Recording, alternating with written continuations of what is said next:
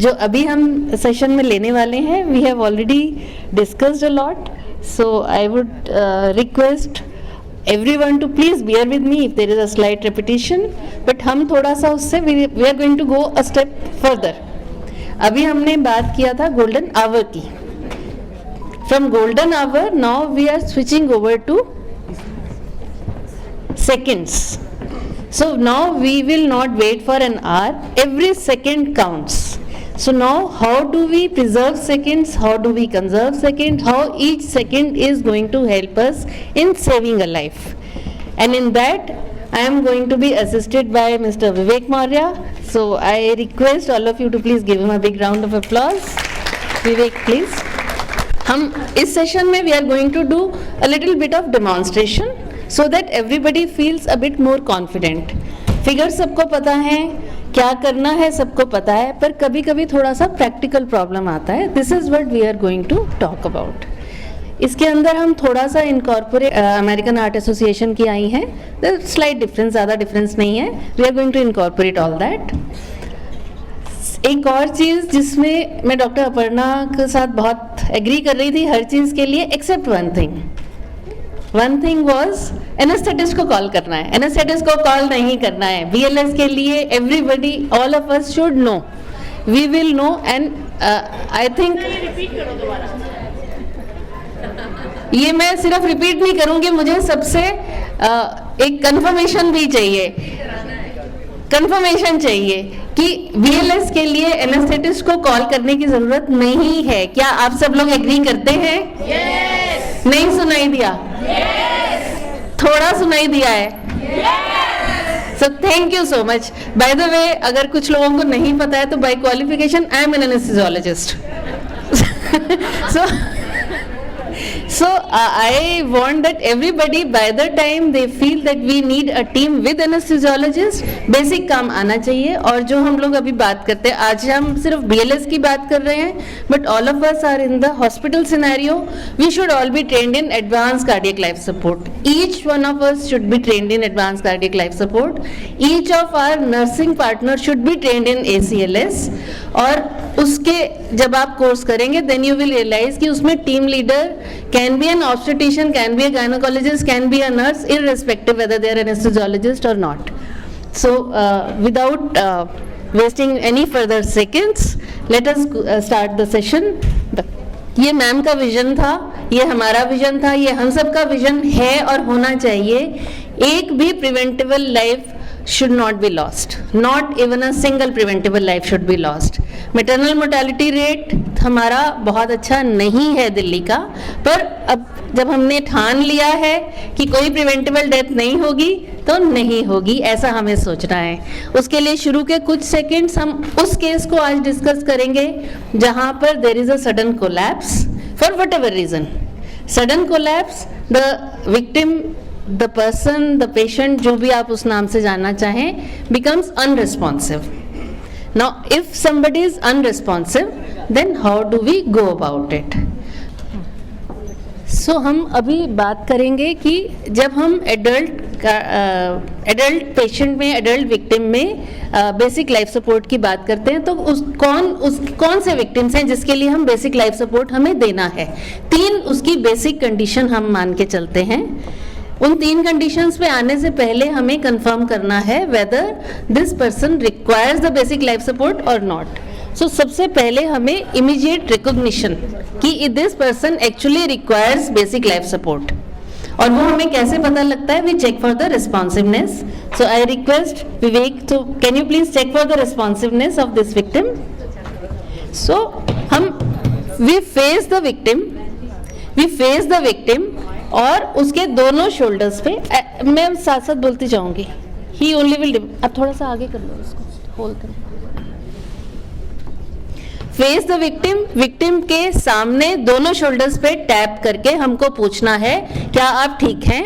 पीछे से नहीं करना है, उसको हिलाना नहीं है. और it is always a good practice to tell them कि आप अपने को इंट्रोड्यूस कराओ, I am so and so, I want to help you, ताकि कोई मिसकम्युनिकेशन नहीं है. देयर माइट बी समथिंग, हो सकता है कि कोई सो ही रहा हो. So next step, once the victim does not respond, then what is the next step? Next step is we If the victim is not responding, we call for help. How do we call for help? So हमारे पास time नहीं है, क्योंकि 8 minute में हमने बताना है कि हमने शुरू के कुछ सेकंड्स में क्या करना है. सो हमें जब भी हम कॉल करेंगे, so we should be very clear that we can not waste time. So full information should go, clarity of information should go. कौन सी जगह पर आप हैं, कितने विक्टिम हैं, रिस्पॉन्ड नहीं कर रहे. बट सबसे इंपॉर्टेंट चीज है, हमने बोलना है कि हमें एक झटका देने वाली machine, AED, defibrillator, automated external defibrillator लेके आए. उसके बारे में हम बात करेंगे कि क्यों वो इतना इंपॉर्टेंट है कि कॉल फॉर हेल्प के टाइम पे लेना है. Third thing we have to do is simultaneously check for the pulse as well as the respiration. Pulse हम अनरिस्पॉन्सिव विक्टिम में हमेशा कैरोटिड चेक करेंगे. कैरोटिड पल्स चेक करने के लिए you have to keep one hand on the forehead, other hand slide down the chin, reach the bone, thyroid cartilage, और अपनी side पे टर्न करना है and go to the groove जहां पर उंगली फंस जाती है. क्यों हम इतना बता रहे हैं? हम सब डॉक्टर्स हैं, हमें क्या कैरोटिड नहीं आती? लेकिन जब हम इमरजेंट सिचुएशन में आते हैं, कभी थिक नेक है, कभी इंजरी है, कभी ट्रॉमा है, या कुछ भी रीजन है, सो इसलिए we follow the same protocol. अगर सब लोग साथ साथ करेंगे तो it will be even better. So we put 2 fingers below the chin, slide till we reach the thyroid cartilage, rotate by 90 degree to ipsilateral side, go till we are there, we reach the sternocleidomastoid. For 10 seconds we have to assess and counting 1001, 1002, 1003 till 10 seconds. Not less than 5 seconds, not more than 10 seconds. We have to check for the pulse.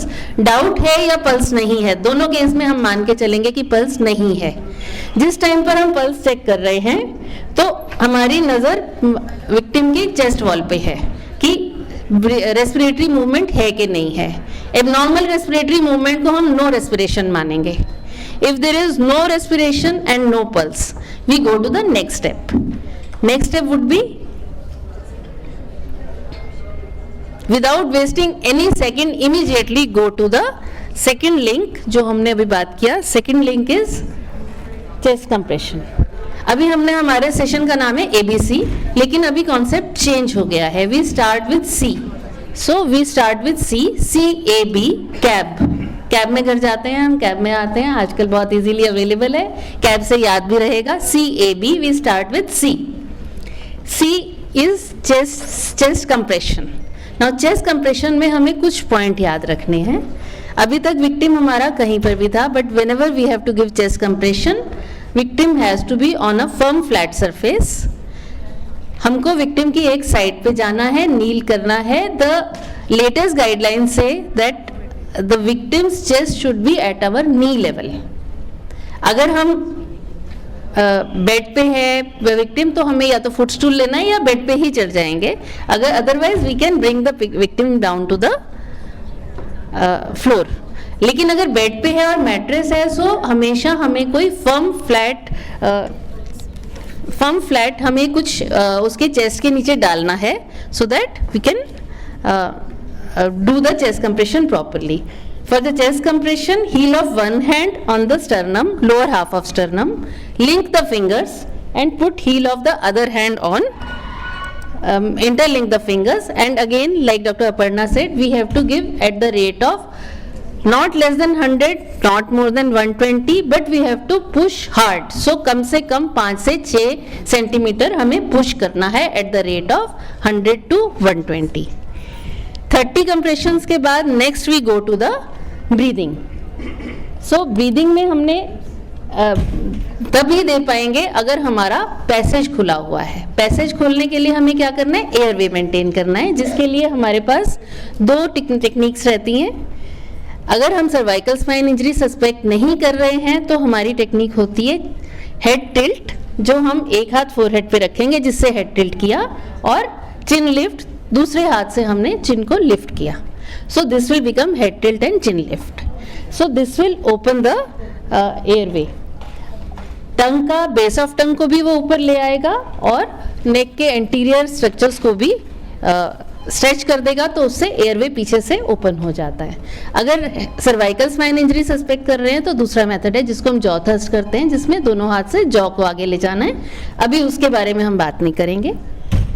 जब हमारा airway open हो जाता है then we give breathing. Breathing के लिए हम सबके पास bag mask रहता है। बैग मास्क डिवाइस मास्क होता है, उसमें बैग होता है जिसको हमें हेड एंड पे जाके करना है। मास्क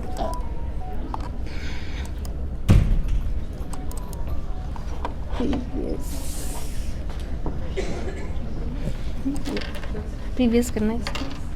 सो इसमें हमारे पास एपेक्स हमेशा ब्रिज ऑफ नोज पे जाएगा और बेस जाएगा हमेशा groove between the chin and the lip, और दूसरे हाथ से हम बैक से वो देते हैं। अब इसमें हमें ध्यान ये रखना है कि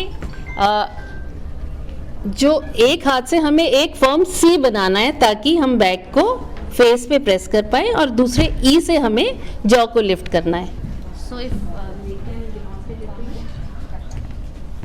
ये आप उसमें भी देख पाओगे कि एक ये सी बना हुआ है एक हाथ से जिससे हम हाँ, सो दिस इज द सी, और ये हमने एक ई बनाया है 3 फिंगर से जिससे हम जॉ को लिफ्ट करेंगे। सो एक ब्रेथ देना है over 1 second, 1 second for exhalation and then the next breath. अगर फर्स्ट ब्रेथ में चेस्ट राइज नहीं करता है तो reposition the head and give another breath. अब हमें इनमें कुछ चीज़ याद रखना है। जब भी हम चेस्ट कंप्रेशन दे रहे हैं तो फुल चेस्ट रिकॉयल आना चाहिए, और 10 सेकंड से ज़्यादा का हमें चेस्ट कंप्रेशन में गैप नहीं चाहिए। जब हम ब्रीदिंग दे रहे हैं तो हमें ना तो हाइपर वेंटिलेट करना है ना हाइपो वेंटिलेट करना है, जस्ट विजिबल चेस्ट राइज होना चाहिए। और अगर 2 ब्रेथ्स में नहीं होता है तो we are not giving third breath, we are going back to the chest compression जो 30:2 का हमें करना था। हम अभी 1 रेस्क्यूअर 2 रेस्क्यूअर अभी इतने कम टाइम में डिटेल में नहीं जा सकते, बट दोनों केसेस में अभी हम एडल्ट में 30:2 का रेशियो ही मेंटेन करेंगे। इसमें अब हमें कुछ चीज़ें इंपॉर्टेंट हमें याद रखनी है कि हमने एक झटका देने वाली मशीन क्यों मंगाई थी, क्योंकि हमारी जितनी भी रिदम्स हैं उनमें से more than 80% are shockable rhythm, और अगर हम शॉक जल्दी नहीं देते, हर 1 मिनट शॉक का delay results in a 7 to 10% reduction in chance of return of spontaneous circulation।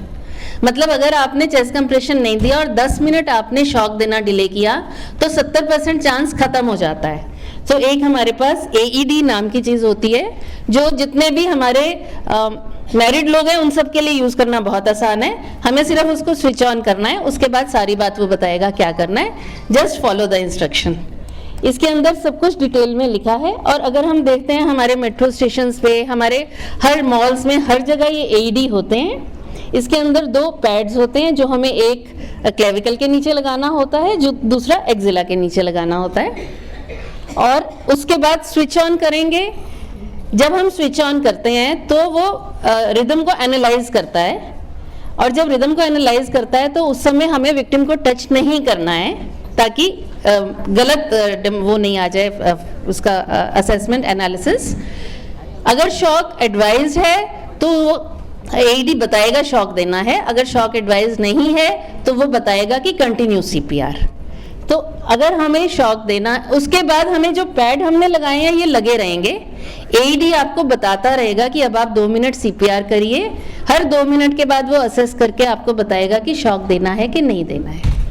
So this is about AED। और ये जो हमने अभी तक बात की है, जो ऑलरेडी डॉक्टर अपर्णा बता चुकी थी हमको, कि आपने सीन सेफ्टी चेक करना है, check for responsiveness, check for pulse and respiration. अगर नहीं है, कॉल फॉर हेल्प किया है, आपने AED मंगाया है, start with chest compression, 32 breaths, 30:2। Shock has to be delivered as early as possible. Now the new guidelines से that there is no term called perimortem cesarean, now they call it resuscitative delivery। अगर umbilicus तक है या 20 weeks POG है, so within 5 minutes delivery should be conducted। This is the latest guideline। This is mainly for the health of mother and also for improving the neonatal outcome। So in all such cases, always involve the team, which includes the neonatologist, anesthetist and everybody. We cannot go into detail, वो already doctor Aparna बता चुकी हैं, but this is the most important thing. Second thing is कि अगर आपको पहले हम बोलते थे ब्रेथ नहीं है, कंप्रेशन ओनली कर लीजिए अगर नहीं आपको ब्रेथ देना नहीं आता, पर हॉस्पिटल सेटअप में हमेशा बैग मास्क रहता है, सो उसको हम यूज़ कर सकते हैं हमेशा जब भी जहाँ जितनी जल्दी आता है. So takeaway points are early assessment, this is the first link, immediate activation of the emergency response system, immediately start chest compression, give shock as early as possible. Shock is one thing जो हमारा थोड़ा सा lacking है, जिसमें लोगों को लगता है कि अभी देना है कि नहीं देना. This is one thing which we always must remember. बाकी सब चीज़ ऑलरेडी हमने डिस्कस कर लिया है इसमें. एक इम्पॉर्टेंट चीज़ और है कि हमको यूट्रस को पुश नहीं करना है, लेफ्ट यूट्राइन लिफ्ट नहीं करना है. अगर करना है, अगर एडिशनल रेस्क्यूअर अवेलेबल है तो उसको लिफ्ट करना है. We don't have to push it to the left side because that causes more harm than good. हमें एओर्टा केवल कंप्रेशन को हटाने के लिए करना है. सेकेंडली, टेबल को भी टिल्ट नहीं करना और वेज भी नहीं लगाना, क्योंकि अगर वेज लगाएंगे, टेबल को टिल्ट करेंगे या यूट्रस को हम पुश करेंगे तो we are hindering the chest compression quality. And good quality chest compression is a very important thing in return of spontaneous circulation. So that's all in the short period of time. We can keep the mannequin for some time. Ma'am, अगर आपको लगता है and anybody who wants to do the hands-on thing, maybe we can keep it for some time. Secondly, अगर इसको आपको पूरा course करना है, which is a good course, I think everybody must do ACLS course. Again, I will discuss the details with Dr. Sharda. आप उनको contact कर लें. Always ready 24/7 even at midnight. So thank you so much for that. So wherever you want to save a life, each second counts. So from golden hour, we go to the seconds. Thank you so much.